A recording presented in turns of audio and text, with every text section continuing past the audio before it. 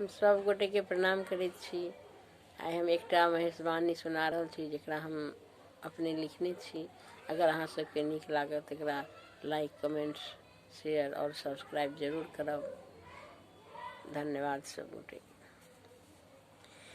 गे माई बसहा चढ़ल शिव डमरू बजावती, गौरी के राखल लो भाई। गे माई बसहा चढ़ल शिव डमरू बजावती, गौरी के राखल लो भाई। गे माई गौरी के राखल लो भाई। गे माई गौरी के राखल लो भाई। गे माई बसहा चढ़ल शिव डमरू बजावती, गौरी के राखल लो भाई।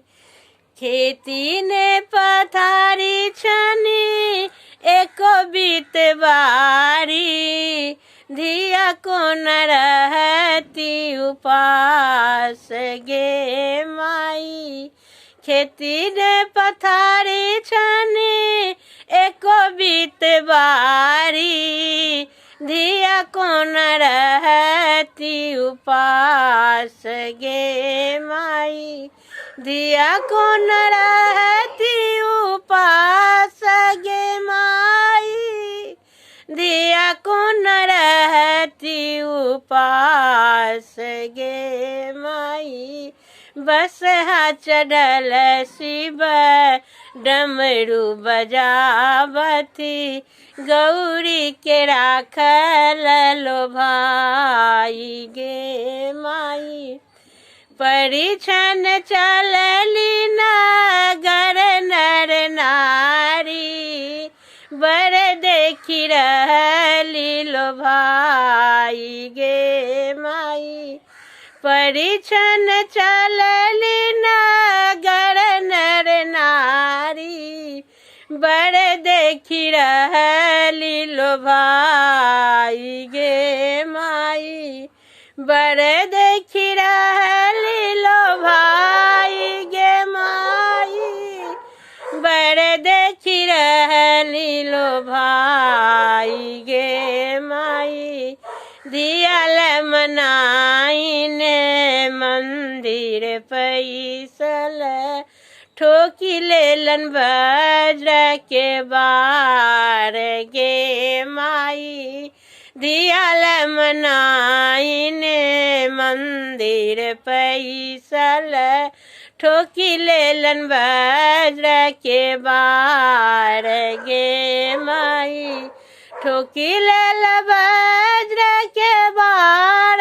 गे माई ठोकी लेलन वज्र के बार। गे माई बसहा चढ़ल शिव डमरू बजावती, गौरी के राखल लो भाई। गे माई आई है माई पर रे पड़ोसिन, शिव के कहियन बुझाई। गे माई आई है माई पर रे पड़ोसिन, शिव के कहियन बुझाई। गे माई शिव के कहियन बुझाई। गे माई शिव के कहियन बुझाई। गे माई एक बेर शिव अहाँ रूप बदलियऊ, देखथिन नागरक लोक। गे माई एक बेर शिव अहाँ रूप बदलियऊ, देखथिन नागरक लोक। गे माई देखथिन नागरक लोक गे माई देखथिन नगर लोक गे माई बसहा चढ़ल शिव डमरू बजावथी गौरी के राखल लो भाई गे माई गौरी के राखल लो भाई गे माई गौरी के राखल लो भाई गे माई बस हाँ चढ़ल शिव डमरू बजा। धन्यवाद।